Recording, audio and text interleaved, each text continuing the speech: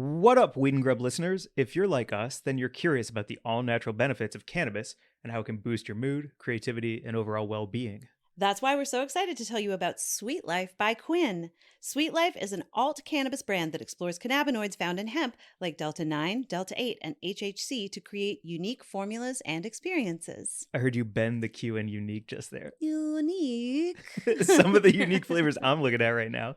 Peanut butter marshmallow cookies, dark chocolate cappuccino cookies. What's the one back there? They've got toffee Oreo. Ooh, let me see that. Orange pistachio. I love a toffee Oreo. Go check everything out at myquinn.com. And one of the cool things about them is that all their products are Farm Bill compliant, meaning that you can buy legally in all 50 states. What if you live in Alabama? Yep. What if you live in Arkansas? Is it a state? If it's a state. Yep. Happiness? You're good. Cool.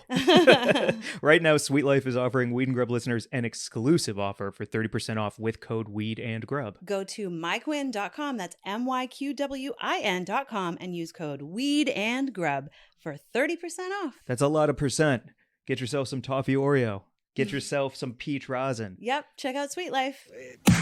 Hello, and welcome to Weed and Grub.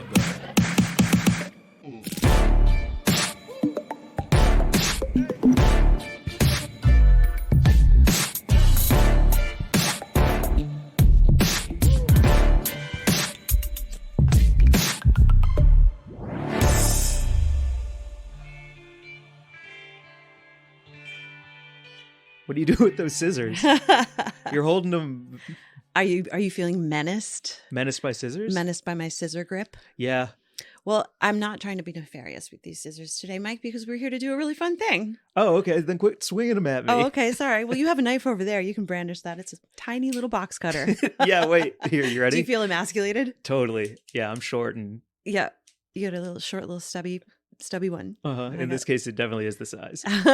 And that's interesting, too, because when we custom made our Prism bongs for each other to switch, the boxes arrived, and the first thing you said to me was, "Oh, my box is bigger than yours." It is. It's a lot longer and bigger, so this is appropriate. This is so exciting. So we got these beautiful 3D custom bongs that we secretly designed for each other, and we don't know what they look like, and we're gonna... From Prism Water Bongs. Yep.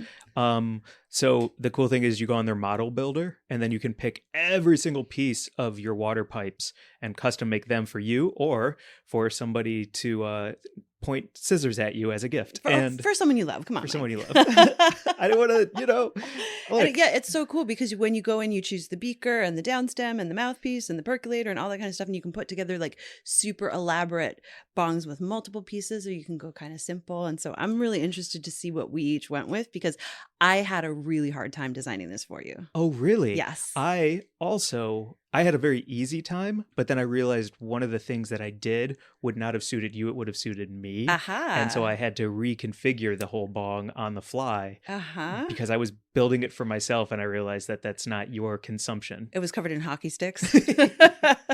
You're like, she'll love it. She's Canadian. She's great. What do you think? Should it stay at my place? I'm so excited for you to open yours because, well, I'll tell you the story once you see it. Oh, okay. I'll tell you my story too. I'm going to crack into mine. Wait, so if it's addressed to you, is that for me? If it's yeah. Okay. That's right. Wait, don't dox me either. I just realized our addresses are on these. No, it's just your address, not mine. Oh, that's right. Don't tell anyone where I live. How did I become our P.O. box? I don't know. We need to probably get a real P.O. box, although they're kind of expensive, I think. I don't know. I've been giving out my address in our DMs, I think, like dozens of times at this point. I don't think it matters Your phone number is all over LA with those lost yak flyers. Oh, yeah. That was one of the first things that I learned about you, was that you like to play elaborate public pranks. Yes, I do. Yeah. Yeah. I actually just put that in a packet for Fallon, and I didn't get the job. Someone really talented did, but I was really happy to be like, yo, check this out, Fallon. Wouldn't it be fun if you put lost yak flyers all over New York, and strangers called and texted in, you played them on the air? Wouldn't that be a fun thing? Did he take the idea? I hope he doesn't, but I'm so glad to say about it on here. Yeah. Because did you see... Timestamp for... I'm about to pull my bong. Oh, shit. Okay. I've just opened mine, and I've already... Winner, chicken dinner.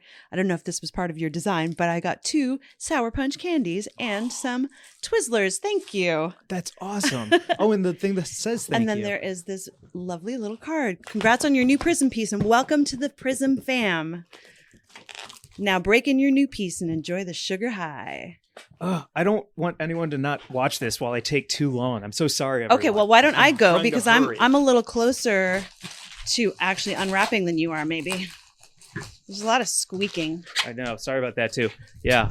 But look Okay. at this. Well packaged. Okay. That's great. I love a well packaged. I love, ooh. We're going to have to dial all this squeaking down. Sorry, Mark. Yeah. We could just cut this part. Yeah, we should just cut to. We'll just cut two. That's okay.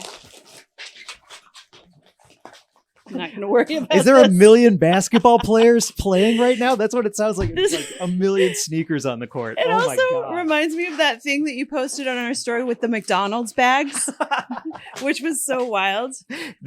Somebody ordered 3 chocolate chip cookies from McDonald's through Postmates, and they gave them every size bag down to the cookie bag and put all 3 cookies in that. You had to know that fucking that funny. was an elaborate prank on the part of that McDonald's worker. Hell yes. So these are packaged so carefully and beautifully because these are delicate pieces. Ooh, okay, we're at the mouthpiece. Okay. Or no, are we at the bowl? The bowl. Okay. Mine is a beautiful, I'm going to call this I think, wait, sage. this might be yours. Nope. That's it? That's Okay, the one good. that I designed for you. Okay. Okay. So yours is like what is that? Periwinkle? Periwinkle. Ooh, and I love it because it has a deep, deep well for a bunch of flour and a little pull. Periwinkle. Nice touch. All right. Good. And I've got a down stem here that is a similar color. Sort of, I love this that you chose this for me because one of my favorite things is milk glass. Do you know about like green milk glass? I've never heard of milk glass. It's literally this exact color. This that is sort opaque-y, milky. of, this is beautiful. Oh, I'm doing good on it. so Yeah, far. I love Sweet. these colors. Okay. Oh shit! This is awesome. Are you shitting me? I'm so excited for you to, I'm just going to hold off. You're gonna while you hold. I'm open- going yeah, first. yeah. Good. Don't make me wait. This is crazy. I have never done an unboxing before, and I've also never done an unboxing for a gift from someone. So, and I've What do you never. mean you've unboxed never a done an bong. unboxing? I've never opened anything in my life This is on camera. Not on camera. I open things all the time. Oh no, Okay, here we go. It's Mary Jane, this is gorgeous. yeah.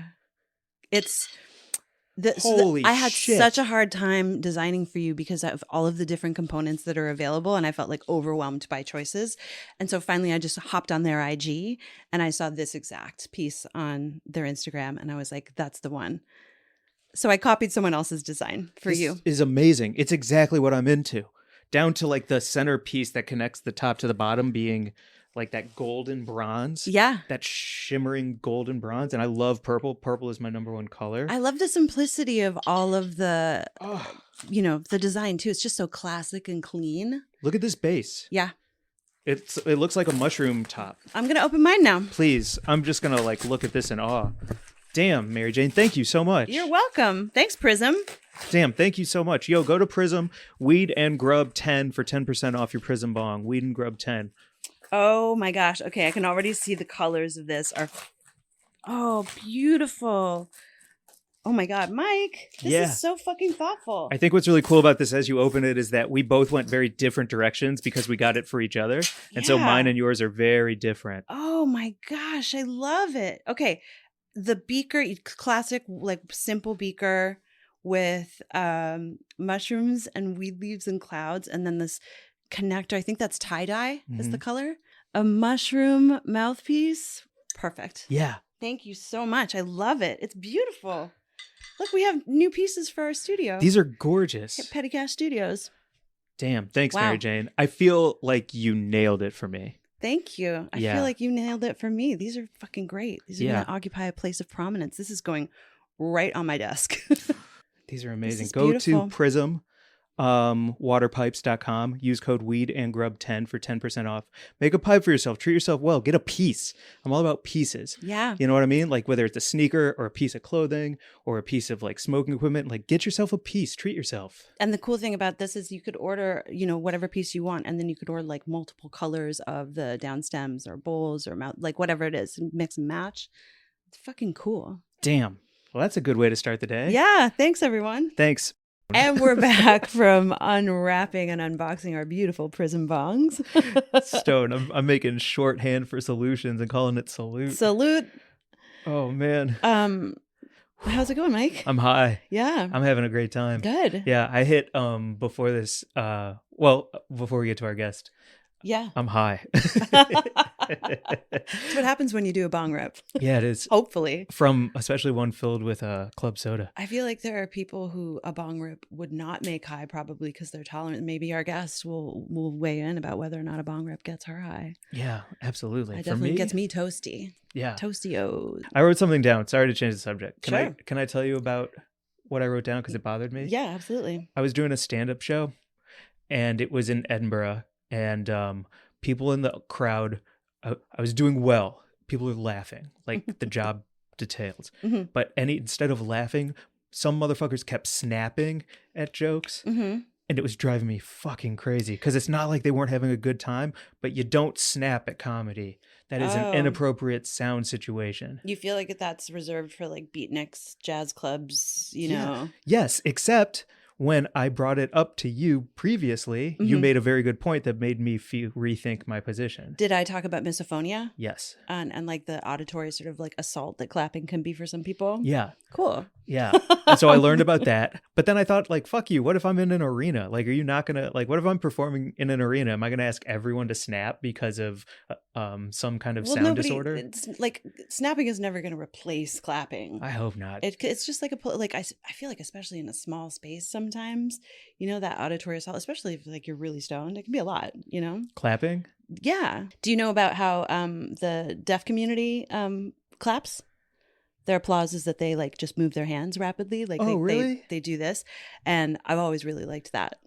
That would make me think I was bombing.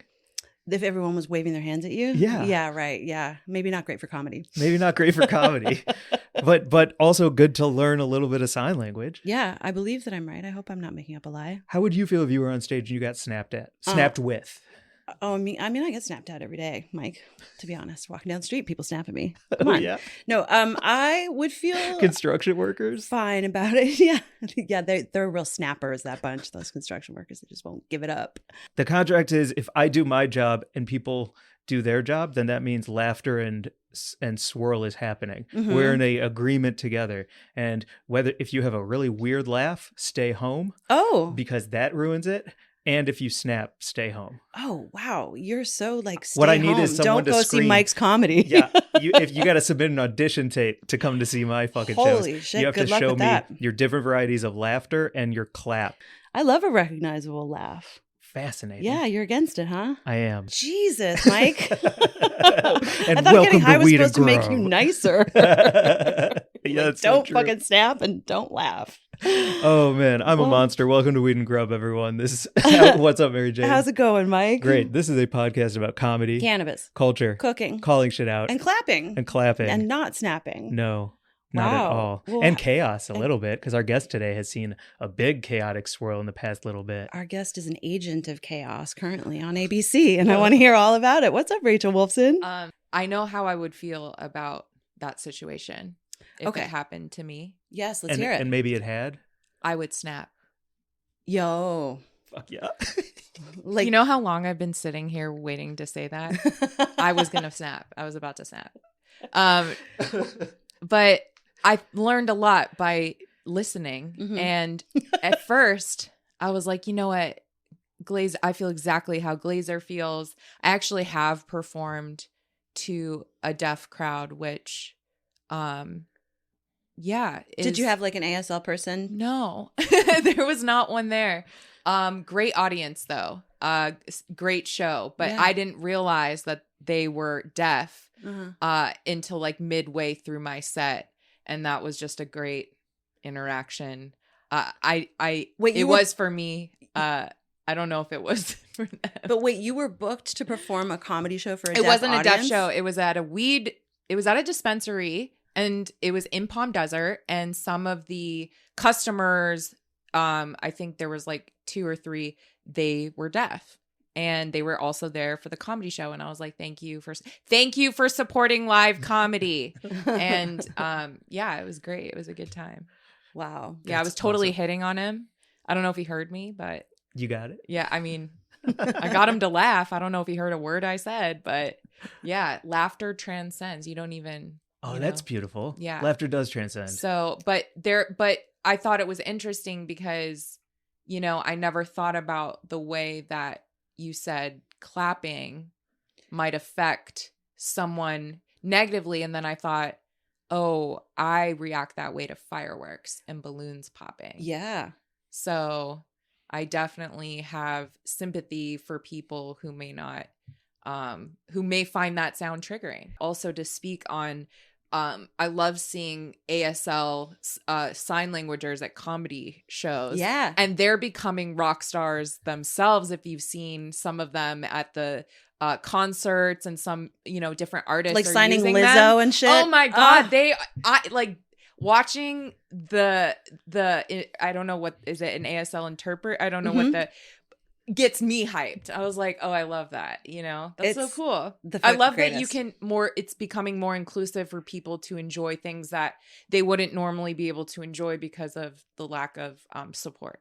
So, and also like just appealing to the people who like, I was just reading that a lot of millennials and Gen Z are using the closed caption you know, to watch everything. And I've always watched stuff with captions because I grew up, my dad was really hard of hearing. Yeah. Not totally deaf, but it was just like a thing that I we always had in our house. I only like, read because I'm a writer. So for me, it is important to hear it, but like I love seeing how it's written on the captions. Like, so yeah, I think that's interesting too. Because you get to like read the screenplay. I just watched the new White Lotus the other night and I had the captions on. I watch so many shows on captions. Yeah. As a writer, I'm like, because I like reading, seeing the dialogue. Yeah. It's so interesting. It's fucking awesome. That's because you're right. I mean, because we're writers. We're horny for writing. Yeah. I mean, your evolution. So the first time. Oh, can I just say, I was sitting on the couch yesterday and I was like, you know, one, I'm so proud of you guys and how relentless you've been with this podcast, because I think I was one of your first guests, if not the first guest. And I was like, Matt, just so you know, I was the first guest on this podcast, and this podcast has been to South by Southwest. It has been all over, I think, the world now. Have you guys taken it to? We're working on the world. Yeah, but like you guys have gone all over the country, are in some of the biggest magazines, have been written up by Forbes, and I was like, see, that's what happens when you have me on your podcast. It's all me. No, I'm just kidding. So I want to throw you guys some flowers. I'm so stoked for you guys. This is a great podcast, and hell yeah, I'm happy to be here. Thanks, Rachel. That means so much. You were one of our first guests at my apartment in East Hollywood. Yes. And you rolled up something in a paper that was it a $100 bill? It was like these papers that I had gotten that were like, I was like, who knows how poisonous this ink is, but it is so cool. It is cool. This was before regulation. We had such a good time. I was like, it says $100, but these cost $5. So that's concerning. But still, it's a good party favor. Yeah. Hell yes. Yeah. And since then, I mean, we've all come pretty far, eh? Does anyone want so much has happened? I'm good. Thank you. I'm going to to wait. Smoke out of this prison bong the whole time. Yeah. I thought you said prison. Prism. At first, I was like, wow. Like a rainbow. Okay. I was like, first off, there's something wrong with prison bongs. Yeah. You know what I mean? Yeah. But especially if you're Tommy Chong, right? But I bet they exist. Oh, yeah, that's right. He went to prison. Yeah. That's right. But anyways. Yeah. No, I prism. like prism bong. Yeah. Fuck, that was so crazy. Yeah. Fucking time for a bong. Yeah. Do you feel like you're blowing up? I feel like I'm blowing smoke. Word. Yeah. Nice. I don't know. What is blowing up? Like dreams coming true. I being think on Family Feud. I mean, knowing what Steve Harvey smells like, which is what sex should smell like. Whoa. Just a fun fact. Hot. Yeah. I was like, when I smelled him, I was like, oh, okay, this is what it should be like after love making. He is one of my heroes. We've gotten in fights about me trying to explain how amazing he is at comedy and what a legend he is in the industry. Legend. You know, I feel like I am I'm ascending in a way, like I'm not going backwards, I'm just going forward. I don't know what that means. I feel like we're all going forward in time. But I feel like in terms of my career, I'm going forward. Yeah, you're not spinning your wheels. No. Everything you do is moving you to the next thing. Yeah, I think you know, yeah, I'm climbing the mountain. You broke through mainstream. I want to give you flowers. Yeah. Congratulations Thank on you. going from weed influencer, one of the first weed influencers, to breaking through the Thank mainstream, you. holding on to the roots, but growing beyond weed itself. It's Yeah. fucking cool. So Thank flowers you. back to you. What a good Thank way to you. say it, Mike, because you've never left the community behind. Like you've No. always wrapped it into what you do and who you are and who you rep. Yeah. Well, one, I think. Well, thank you both. I love and respect both of you, and in comedy, cannabis, writing, and everything you guys are doing. So the respect and admiration is mutual. And two, I think a big thing for me has always been authenticity. And one thing, you can ask anyone who knows me from any aspect of my life, college, middle school, up until now, the one, it's like where Rachel is, there's the weed, not too far behind. But yeah, I will never leave behind the weed community. I'll always respect cannabis. I will always support cannabis. And yeah, that's always been something that will, I think, be a part of me. Have you like bumped up against it at all as you've like gone on to the sort of like life where now you have representation and sort of more mainstream facing stuff? Like, have you had an agent or a manager or anyone suggest to you that you like distance yourself from it at all? Only the wrong ones, I would say. Only Yeah. the people who don't see the value, don't believe in what I'm selling or what I'm about. So I think some people have an opinion about it. My thing has always been, certain people from all walks of life have had opinions about, my promotion of weed, incorporating it into my pictures, the content I make, the jokes I write, a persona I live online. But for me, it's always been like, it's never hurt me. And look at some of the most successful people, Tommy Chong, some of the biggest comedians right in the world. Look at Joe Rogan, smoked a blunt with Elon Musk. That's where we are. And regardless of how you feel about them politically or culturally, the fact that the biggest podcaster in the world is with one of the richest man in the world smoking a blunt on one of the, biggest podcasts, that tells you where we're at, I think, and what cannabis does and how it can affect someone's career. It's not the cannabis that's affecting the career. It's the person, and that, and that's with anything, right? Snapping. Yeah. It has always been kind of I think when people talk about pigeonholing, I've in the back of my mind, there's always been a voice where it's like, oh yeah, I don't want to be just seen as a weed person, because one, that's not a negative thing, but for me, I am not just a weed person. It is a part of me. It's a part of my life. I'm proud of it, but it's just an eighth of my personality. That's what I say. Hey. Love it. Love it. Do you have a lighter? Thank you. Here we go. I'm gonna dive into this prison bone. Here, you might want this one, but That is the one. Oh, here we go. I don't want you Lighter to set swap. yourself on fire. So that would be hilarious. You were in Jackass. Yes, Speaking I of was. lighting myself on fire. Good transition. as Mike does his bong rip. Nice. Yeah. Don't light yourself on Bong fire. rip to that. How did let's hear it. How did this come about? Okay. So basically, as you know, like I've been posting online for years. I started stand up in 2016. I've been, working in weed, gosh, I don't know, since maybe like 2014 or so, and maybe 2015, and started stand up in 2016. Probably pretty quickly when I started stand up, I started getting taken on the road. Like Felipe Esparza started taking me on the road. I all the while was working on my stand up, being at the mics every night, posting memes. One day I get booked on a show at the Laugh Factory. I had a good set. I think they posted my clip in 2018 or so. And then it was around 2019 that when they they posted my clip, and I think it was like 2018, or I don't know when exactly. Could be 2019. What is time? Either way, they posted one of my clips. It was my OJ Simpson joke. I got like 15,000 followers. It got millions of views. And I started noticing that like bigger followers had, like more famous people had been following me, bigger comedians, whatever. We got to hear the joke too. We can play it. I don't. It's better to see it than. Can we shout out your mom for it? Yeah. We'll shout out. It's about my mom. Yeah. Who there we is, go. Who is famously O.J. Simpson's judge for his robbery case that happened in Las Vegas. Mhm. So so that joke went I don't know, viral, but it did really well. And short story long, it was spring of 2019. I get a message, and by the way, for a while I'd noticed like Johnny Knoxville had started liking a bunch of my posts. Like it was like I only posted jokes.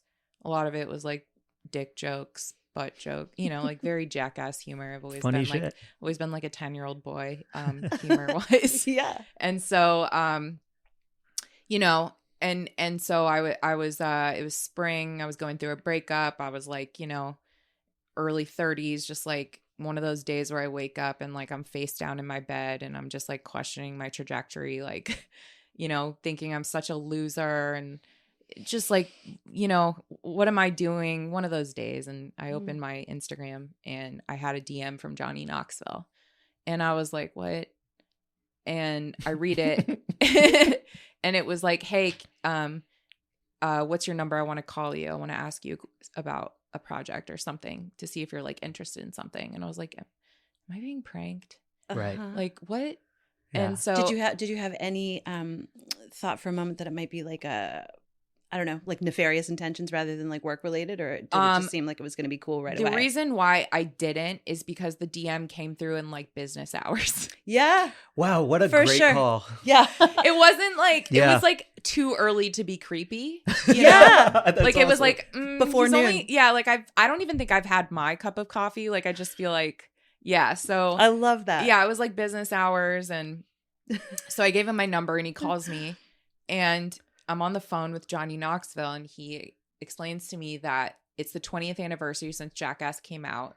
And, they want to know if I want to come, work on this like anniversary special. And again, I didn't know what they meant by like come, if this is something I would be interested in. But all I was thinking was like, oh my God, I hope it's Jackass, like whatever it is. And I just said, yeah, I'm down to meet with you guys. So I go in for a meeting like a couple weeks later with him and Jeff Tremaine. It's just the three of us. And I'm like, just waiting for like something to explode, like I'm just like the whole time I'm like, I just can't believe that any of this is happening. Right. The chair sends you through the ceiling or I'm something. just like on edge, just like, just worried about my butthole the whole time, just like anything we would all be concerned about. Mhm. And the meeting lasted 5 minutes. It was the quickest meeting. It was just like, hey, we're shooting, the fourth installment. Would you want to come play with us? Holy moly. That's what they said to me. Mm-hmm. And I was like, yeah.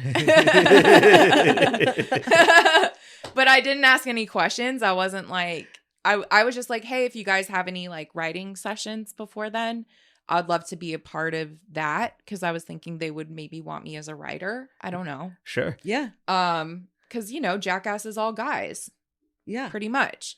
So that was spring and we were supposed to shoot late summer and then it got pushed back to December. This is December 2019. So I show up to set.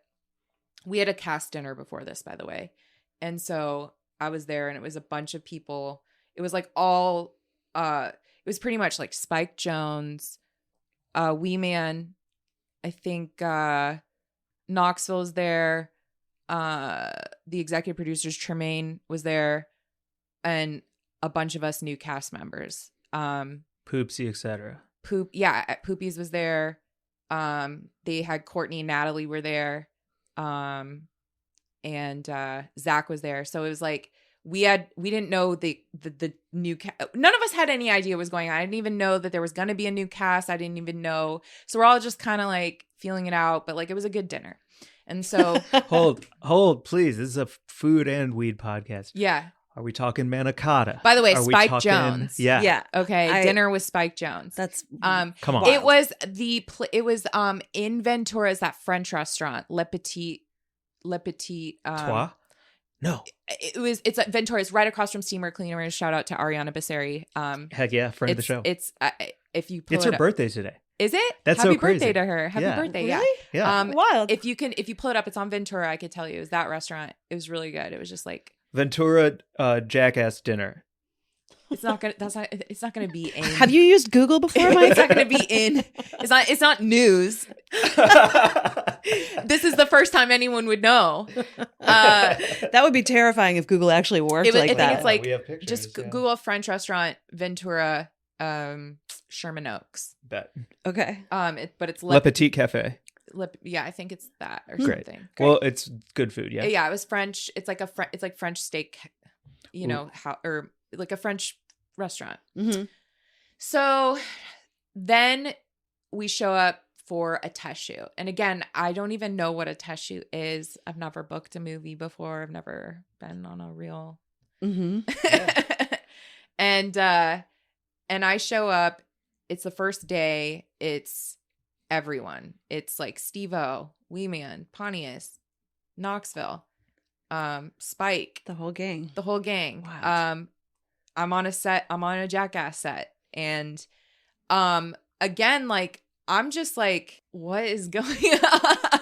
Yeah. But I was coming from a place of like, I'm just down. So whatever they ask, and basically I think I had a really good couple of moments, and they noticed that there was good chemistry between the new cast and the OGs. So that's awesome. Did you drive there in your car practicing saying welcome to Jackass in your head to like really get the line right? Because I did that's Knoxville's line, Yeah. But I did get my own, hi, I'm Rachel Wolfson and this is Scorpion Botox. So I got to do an intro, which was really cool. That's How so cool. How did they come up with the concept of that first off, and then how did they sort of present it to you? Were you part of like generating the idea, or did they just come to you and say, this is what we're gonna, are you down? No, it was just like, hey, show up to this date. There was no conversation about what I would be doing.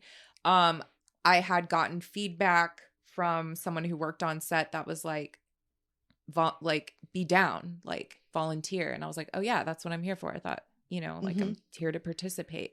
I was nervous, but like, it wasn't, I was just like, I trusted them comedically. I was like, these are comedic geniuses, and we'll just figure it out. So it wasn't until, so that was just the test shoot, but like they kept having me come back, which is a good sign. They like you. And then like we shot one more day, which was the actual like first day, not test shoot, but like a real shoot day. And that was March. And then they shut down because of COVID. Fuck. So for a while there, I'm thinking I'm filming a movie, this is like huge. And then COVID hit, and then production shut down for like 9 months, and then stand-up got taken away. And then I ended up moving back in with my parents. So to Vegas. Mm-hmm. Oh, maybe we should cut that. It's okay to say Vegas. Well, we already talked about the OJ thing. Never mind. But the thing is like, it was like the highest of high. Like Yeah. I, in my mind, I'm like, oh my God, I just booked a movie. Like I'm working with Spike Jonze, my first movie. Like, what the fuck? What the fuck? It's happening. Yeah. Yeah. I don't even know if I'm going to get a call back. Wow. Wild. So you're in Vegas. You've moved back in with your folks who I think you like, right? It seems like you guys all really dig each other when you post pictures of like your life with your fam and your sis. Yeah. We're definitely smoking blunts. Talking about parents. I get caught up too. Yeah. I just had therapy yesterday. I did some coughing. I had therapy today. Hey. Nice. Trauma cough. Are you healed? They said I'm perfect, and I'm getting a certificate in the mail that says you're complete. I wish therapy was like a tune-up at the fucking auto shop where they just they fix the thing and you walk out of there until the next time it breaks down. 100%. Nice. Yeah. Like when you're in the green room and you're about to go on, and the therapist just comes in for 5 minutes. 5 seconds. Just tunes down the anxiety. Gives you a quick tune-up. But my parents and I are in a really good place. We're in the best place they've been. I attribute that to age and CBD, and for your folks as for well. my mom specifically. she has found CBD and gummies to be a part of her nightly regimen to help her sleep because she has trouble sleeping, and it's changed her life. My parents have like softened with age, as they were very strict growing up, and very hard on me about the cannabis usage, as they called it, self-medicating. So for a while there, I was like their drug addict daughter in a sense.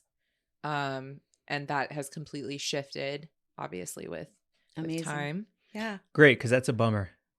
Yeah. That's a fucking bummer. Yeah, it's rough. Yeah. So, and we're just, that was like a saving grace to have, like, a family that was able to take me and my boyfriend. We moved back in and started our relationship in my parents' house. By the way, your stand-up right now is great. We'll get to it. But That's such a good foundational building block. Like, if you can tolerate your partner in the presence of your parents, it's like that's very meaningful. Yeah.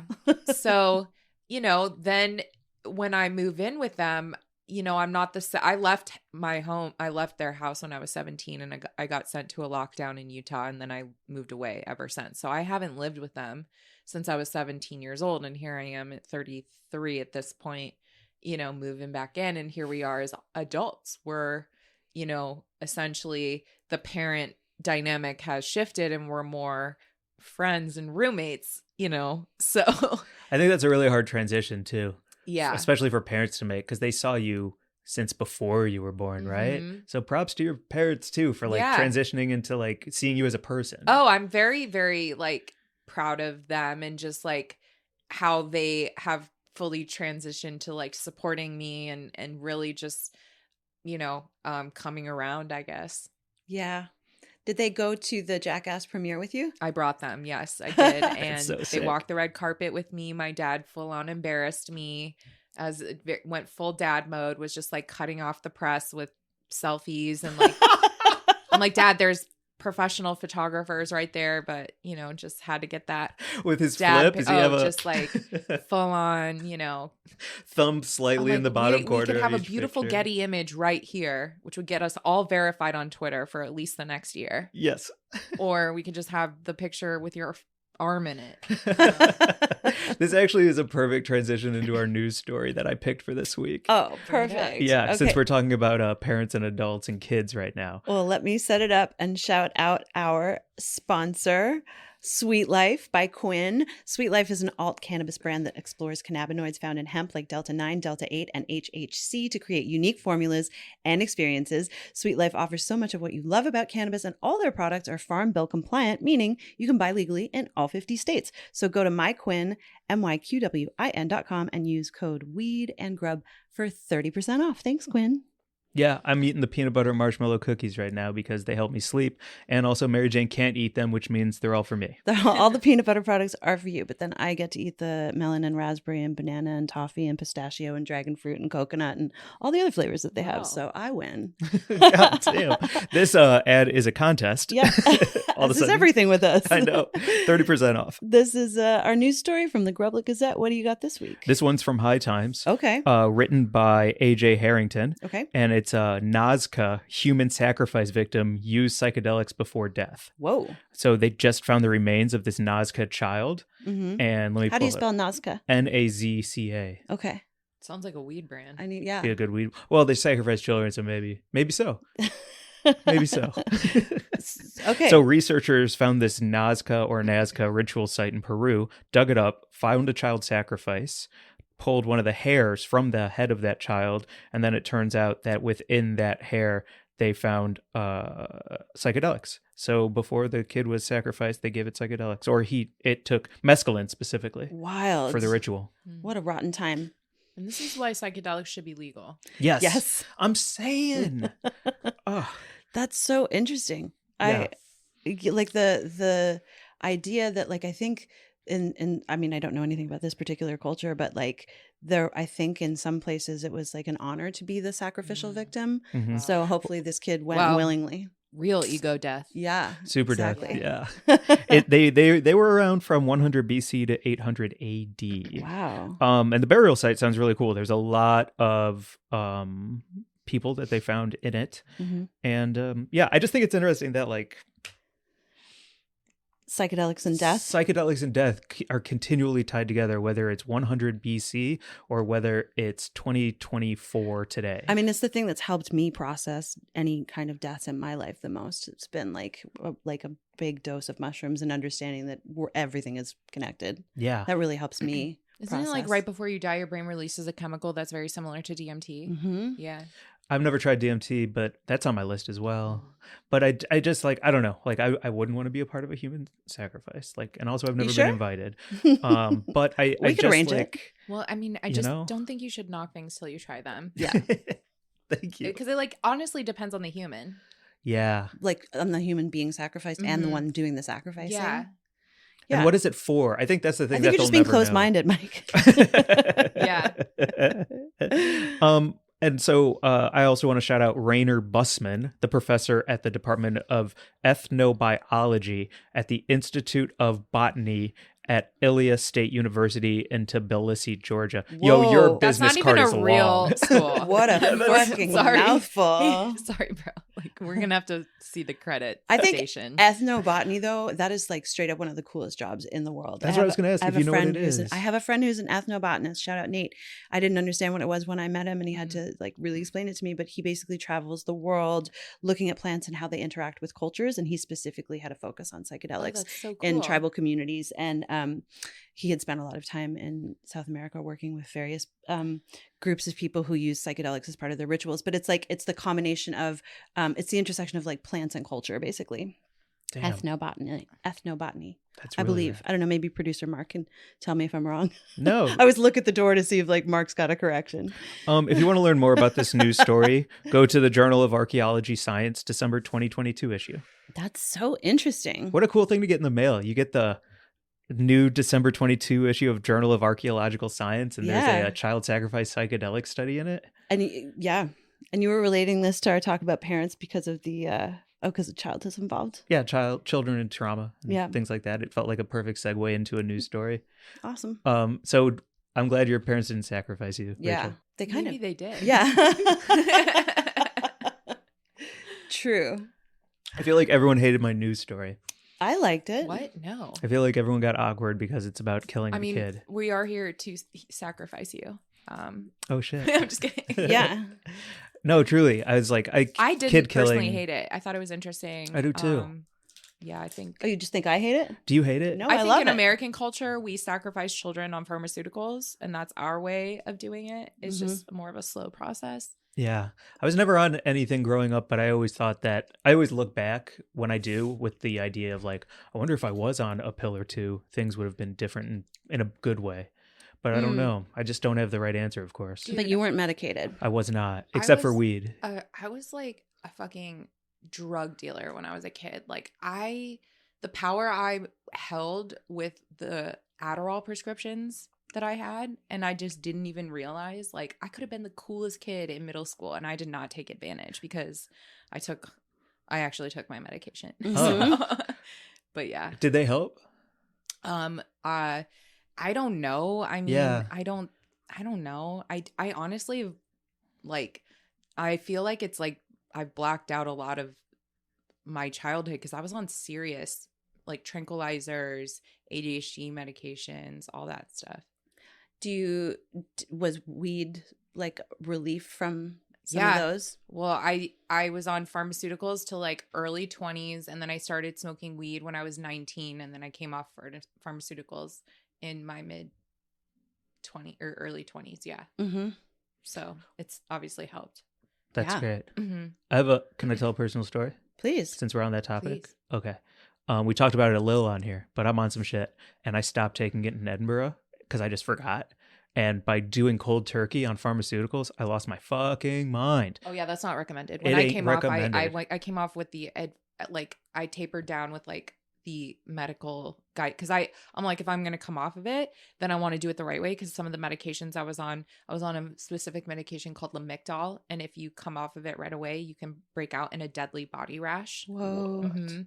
And so I was like, you have to like, if you're going to come off of it, which here's my thing on weed. There are people in weed who are like, plants over pills, no matter what, like if you, like pharmaceuticals, bad.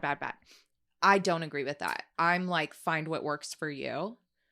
Weed has been a blessing in my life, but for some people it's a nightmare, and I would never want to like I would never like medically advise someone to come off something or like not take something that works for them, because that's how I feel. And sometimes it's a combination of all of those things. Like sometimes, yeah, the boost of the plant medicine, can interact with whatever your prescriptions are in a really great way for some people. Yeah. And it was like, for a while I was using weed as well as taking pharmaceuticals, but I just got to a place in my life where I was like, I kind of want to like deal with like what's under what I'm suppressing, if it's something that I can like address with therapy versus pharmaceuticals. Yeah. Because I wanted to at least give myself the chance to like approach it that way.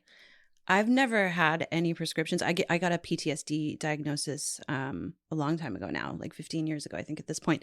But I've never been prescribed anything that I actually wanted to take. So I've never, really been on any kind of regimen. But just actually today, right before this, I was talking to my therapist. I recently got a ketamine protocol, and she was like, "I'm so excited for you to try that and see how that actually works." In how you feel about it's a 4-week I'll report back definitely for sure on here, because I have like a pretty significant level of anxiety and look at your arm, and I know, I'm like grabbing myself talking about it, so I'm just really interested to see how that works, because weed works great, but also sometimes I can isolate myself when I get like it'll actually increase my desire to be by myself, and that's not always what I need to like break out of anxiety.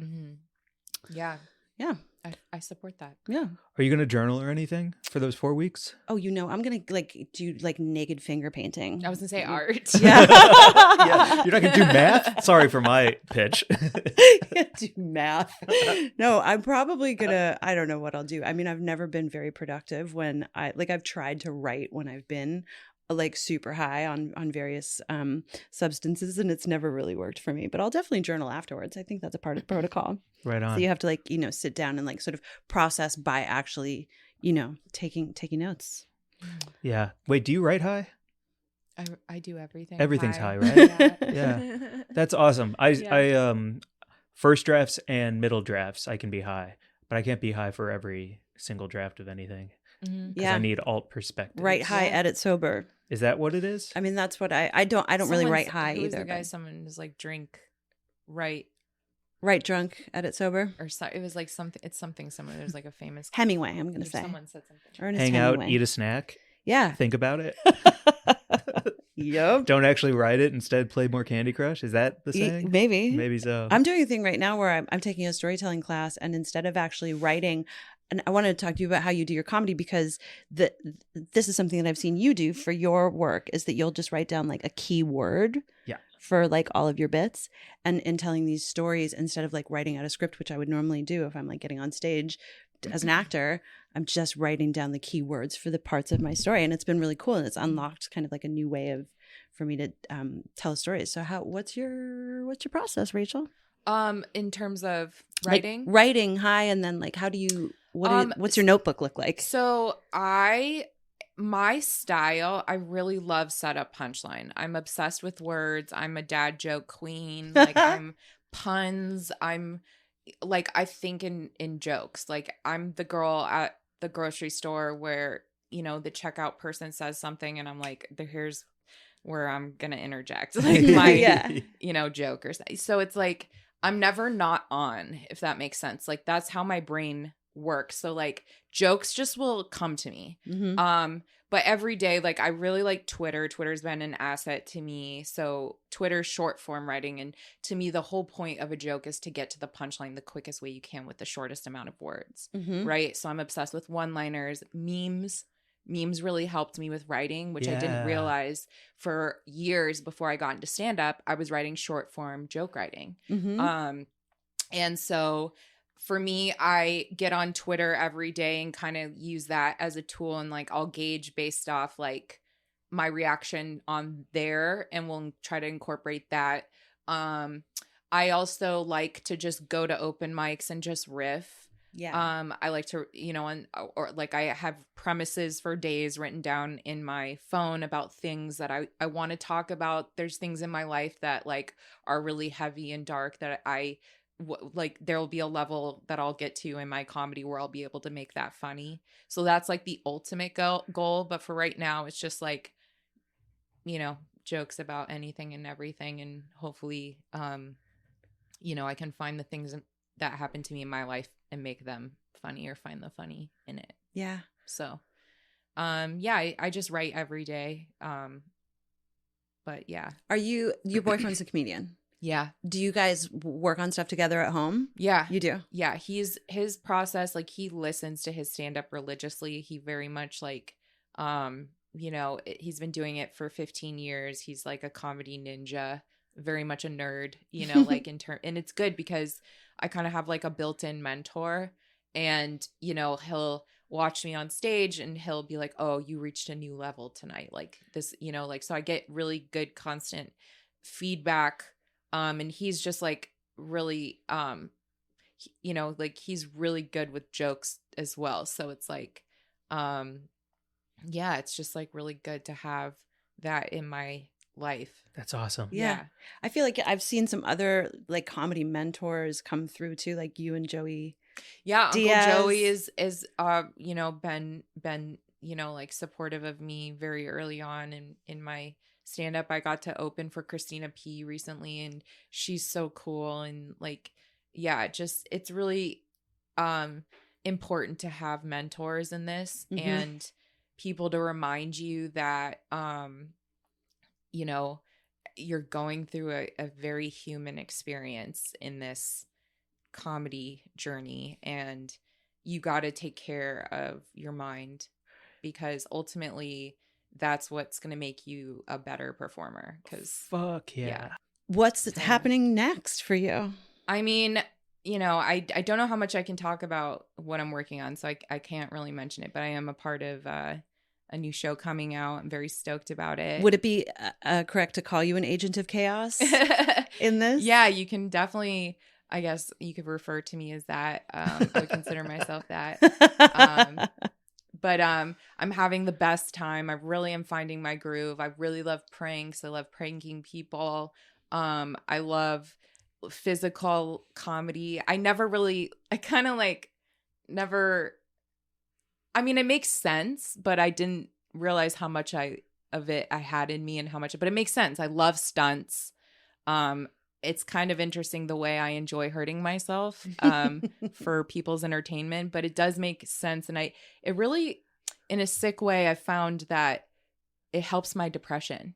And I understand, I hate to say it, but I understand why people cut and why people physically hurt themselves because it is a release from the heaviness. And when the days I'm on set and I'm working and I'm doing my thing, I really feel like I'm in my place. I'm in my element. Like, here's why I'm meant to be on this earth. And like, honestly, that really is like the ultimate relief of the anxiety and depression because you don't question why you're here or where you're going. And that's what anxiety and depression is like fear of the past and fear of the present. Mm-hmm. Damn. Do you really feel like you're on your path right now? Yeah. I at least know that there are things that I enjoy in this world and I can make money off that. That's it. That's the fucking dream. That's everything. I mean, God, just do like what you're what good at for having money. a purpose, you know, at least because we live in a capitalist society, and until that point where we don't place money on value and things like, which is, the way we live in, but. And I like things. Can I just say, I like things. You like stuff? Stuff is pretty fun to have. I was like, I was just that day when I was laying in bed before Knoxville reached out to me, it's just like, that feeling of like, what am I doing here? And I know that could happen again. Obviously, it can happen many times over, but I think there'll always be a part of me that's like, well, I know I'm here to entertain and be funny. And like, at least that I know that I can do that. And I think that I was just watching everyone around me kind of figure out their purpose. And that's really hard when you're in your 30s and like there's so much pressure to like get to that point. Like my Mhm. parents, the pressure, since even high school to just be like, figure it out. And it was like, I was not figuring it out, but Yeah. I think I'm figuring it out. You are figuring it out. Yeah. It sounds like you also took your own advice. Your whole life, you've kind of just like listened to yourself and done that. Well, that's the rebellious side of me. I think like even as a kid, I just didn't like to be told what to do. I still don't. And I think there's like a trust in that for everyone. There's some things where people will tell you what to do, and I will listen to that because I trust what they have to say. And I'm not saying I don't trust my parents. Obviously, they have my best interests, but I think it's how you tell people how to do things. Yeah. Like when you got your face painted to do the scorpion, what did that look like for them? Was like, hey, we're gonna just get you in makeup, and then it was like, oh, and I'm wearing stripes. Oh, okay. So that was two different. There was one with the that was the shocker. Sorry, the taser. The taser. Yeah. What was the question? What was that like to like not know what was about to happen, but be like, hey, put this on? So they called me before the scorpion bit and the taser bit, and they asked me if I would be down. But initially, they asked if I would get bit in the face by the snake, what Poopies did, and I said yes. Oh, and they were like, came back to me, and they were concerned that it could cause some permanent damage, which was kind of like any kind of permanent damage to my face. I was always kind of, I don't know if I would do that. mm-hmm. I'm down to get hurt for sure. Scars wherever, anywhere else. But they were like, how about a taser? And I was like, okay. That's awesome.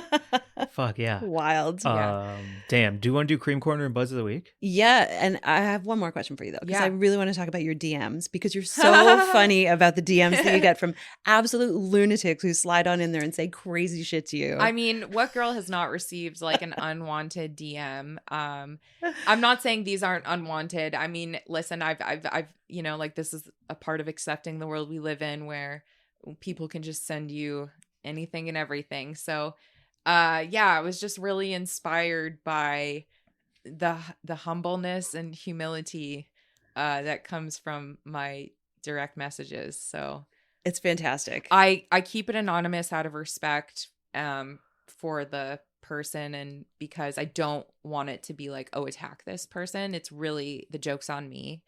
And I do love the DMs. I get some really good ones, wholesome ones, mostly dirty. Most want to see my butthole. What's the ratio of feet to butthole? So many feet. Like literally, there's like an account that's like just feet pics, and they were like, okay, not to be weird, like how much are you willing to sell for your feet? Are your for feet on pictures of there? your feet? I'm on Wikipedia. Hell yes. And honestly, like, Congrats. yeah, listen, if you ever book a movie or a TV show and like stuff's about to pop off, don't just worry about anything racist or sexist you might have from your past. Go through your feet pictures. Like, I wasn't even thinking like go down and like look at like, because I lived in Florida. That's just feet pic central for these people. Sandals at weddings. I'm telling, just bare feet like all day, every day. And so, yeah, I'm on Wikipedia now, and I have a pretty high rating, and I'm pretty proud of that. So yeah, it's a step. Got to cleanse that foot Yeah. timeline. Yeah. Yeah. I'm on Buttholepedia. Yeah. So yeah, that's Good really for cool. you. Look at Yeah, us. yeah. Nice. What's our cream corner this week, Mike? Well, I had a couple of things I wanted to shout out because it's Thanksgiving time. Yeah. We got a DM that said, yo, I want to grind up those TSUMo snacks and use them in my Thanksgiving food. And so I started thinking about all the ways you could do a Thanksgiving meal. So that's my creamy corner. Your creamy corner is with TSUMo Snacks? Yeah, because like ultimately you could take something spicy like a chili limon and put it on top of mashed potatoes with a little bit of butter. Yep. You could take, which ones The are snazzolos, the spicy onion snazzolos. Spicy onion snazzolos. Top some green bean casserole with these babies. That's what I'm saying. Friend of the pod, Smoke Sip Savor, our friend Rachel Burkons just did a cheese ball where she covered a whole cheese ball with a powdered sumo that looked Ooh. freaking delicious You that could I put really those want in to the try. stuffing. Oh, hell yes. Oh, that would be really good. Stuffing is the best part of Thanksgiving also, by the way. And then I want a 7-layer dip with the salsa verde babies. Mhm. If you were going to a yes. party, what would you bring to a Thanksgiving dinner? Are you bringing a dip, an app, drinks? Charcuterie. I'm going to Charcuterie? bring a bunch of different joints with the strain marked on the crutch. I love that. for everyone. And then I'm going to bring, wait, what was the question? Like, What what's your dish I was gonna go-to? bring? What's your go-to bring? Your shareable. Oh, I love making a green bean casserole. Straight up. And like the I old, love that. like just the basic, the recipe. I was actually reading because it was invented by, I think, someone working for Campbell's Soup, like the official mushroom soup into the green beans recipe was created by Campbell's, and that's it. It's just mushroom soup and green beans and your delicious topping. In my case, it would be sumo. Yeah. Or I always like making those jade dumplings too. Totally. Yeah. Wait, do you think you could use cream of mushroom because it's a soup base? Do you think you could use cream of mushroom soup in ramen and make like some kind of ramen broth in it, because you would have the depth from the mushrooms, and then for like you could sprinkle some sumo on top, like a chili verde or something acidic. That sounds insane, but I'm down. You know what I'm saying? Yum. Yeah. Fuck, those are good. Have you tried the Uncle Snoop's? You can or cannot. It's up to you. Yeah. I want to, but I have to go to a mic and a show, and I normally reserve edibles for like nighttime. Gotcha. And I'm worried I'm just gonna fall asleep. So, but What's they your look food so good. situation? What are you into right We'll now? send and you with some. craving? Dude, I just like thank you. I love thank you. I love Uncle Snoop. I've always wanted an uncle, and my food situation. I eat everything. I have a problem with food, and my problem is I can't eat enough. Like I love it, and so I love charcuterie for depression. I found, and I think I read somewhere that like small pieces of food is really good for when you, because like when I'm depressed, I have a hard time like making decisions, and like what to eat can be like a math equation. Right. It takes all day. Mhm. And so, yeah, so like that's like my go-to, because I love like apples, like green apples, and those mini peppers are very crunchy because I'm a texture person, and like Trader Joe's has the best snacks and dip in my opinion. So Except for their quinoa tortillas, you don't love which them? we have discovered They're taste terrible. like yeah. and rotten. I'm a sharp cheddar person, in case anyone on your Mhm. podcast was wondering. Look up her PO box. Send her some blocks. Just like Vermont cheddar, like straight up in my veins. Some Dubliner. Yeah, and then just like a Italian. I love Italian. Have you had the salmon dip at Trader Joe's? No. Have you had the blue cheese and walnut dip at Trader Joe's? What? No, the Have you- buffalo. I've had the vegan buffalo dip. How's the vegan buffalo? So fire. Really? And they have like also a eggplant like tapenade or some kind of like eggplant. It's not refrigerated, but it's like in a jar that looks like it should be in a salsa jar. So fire. Rachel, I ate a spoonful of it last night straight out of the fucking fridge. I will text you a picture after this to show you the 1/3 left of eggplant tapenade from Trader Joe's in my fridge right now. Wow. Synchronicity, baby. Damn, Yeah. that's real. Eggplant like synchronicity. We're like snack twin flames. That's a cool tarot card. Well, that's a good place for Buds of the Week. Yeah, it is. Bud's right here. Yeah. Buds of the Week is every week we just shout out a person or a place or a thing, something that our listeners should check out because you think it's really cool. So do you want to go first or second this week? Are you ready to go? Yeah, I am ready to go. Okay. And then if you don't have one in your head yet, Okay, I'm thinking. it's coming your way. My Bud of the Week this week. Actually, I want them to come on the pod. So this is also kind of a sneaky way. Dante Jordan. Dante _ Jordan. He's a writer. He's a really, really cool world traveler at this point who does a lot of like great blogs about traveling. And the reason is because on his Instagram story, he just started talking about how he's playing basketball again, and he got me really excited to like get back into playing sports because he was talking about how he was going down and there was a defender behind him, one in front of him, and he juked them both and hit the fucking layup, and he was like, "I'm back, baby," and I was like, "Damn, I want to be back." So shout out to Dante for being some good inspo to stay healthy and get strong. What an awesome Bud of the Week. Yeah.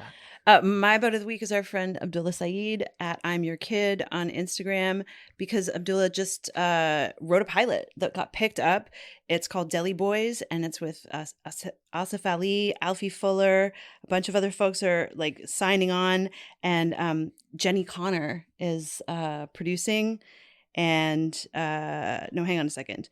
The pilot was written by Abdullah, will be directed and executive produced by Nisha Ganatra. Yeah, it's just like a really freaking amazing project, and I'm so stoked that it got picked up, and I can't wait to see it. It sounds fantastic. So congratulations to Abdullah, who's also judging the Emerald Cup coming up. He's got all sorts of cool shit going on his Instagram. Give him a follow. I'm Your Kid. Okay, I want to shout out this girl from Crystal by Design. She's the founder and designer of Shop Canna Kits. If you don't follow them, you should. They're amazing. She takes like basically Altoidkins and themes them different themes and puts little basically everything you need in a kit. This is a Lego themed one. You know, So cute. a little stash. She's been doing it for years. I've been a fan of hers on Twitter. And I forget what theme one I got, maybe like a Mean Girls one. But yeah, go to her Etsy website, and it's the holidays coming up. So Heck yes. yeah, I just want to show her some love. Cute. That's a really good bud of the week. That's awesome. Love that. I know I'm high because I just like shoved an entire sour candy into my mouth just now and then realized it was a terrible idea. 'Cause we're still Do you recording. have another one? I got some Twizzlers. That's a perfect way to wrap up. Not a good place to wrap. Heck yeah. Oh, what are you? Well, you changed your handle so that it's all the things. So Well, what is your? Where do people find you now? Here's the ASMR. Yeah. That's sorry, Mark. Okay, so Mark's jacking off under the table with that. okay, so you gave a thumbs up. Where am I? I'm everywhere, but mostly on drugs. No, I'm Rachel Wolfson on Instagram. And then on Twitter, Wolfie Comedy, TikTok, Wolfie Comedy, everything else pretty much Wolfie Comedy. And yeah, just like stay perched. That's awesome. I love that. Fuck yes. Stay fucking perched. Follow us at Weed and Grub on Instagram. Email us at wg@weedandgrub.com. Send whisk pics, questions, quotes, pictures of your dogs, all the things. Thanksgiving pics. Thanksgiving pics. Show us your Friendsgiving or your Thanksgiving meals. And we've got some cool stuff coming up pretty soon that we'll be announcing. We're going to be in San Francisco in February. Get your tickets for the SF Sketchfest. Yeah, come to Sketchfest, y'all. San Francisco. Yeah. Anything else, Mike? Yeah, last thing. Send me pictures of or videos of your dogs eating puppuccinos. I'm really enjoying that lately. I've been going to Starbucks every morning just to get out of my house. Seeing a lot of dogs eating a lot of puppuccinos. It really brightens the day. So send me puppuccino videos. That's adorable. Puppuccinos are the cutest. And also pup patties. You can get pup patties at a lot of places too. I love a place that caters to a dog. Awesome. Bye, everyone. Bye.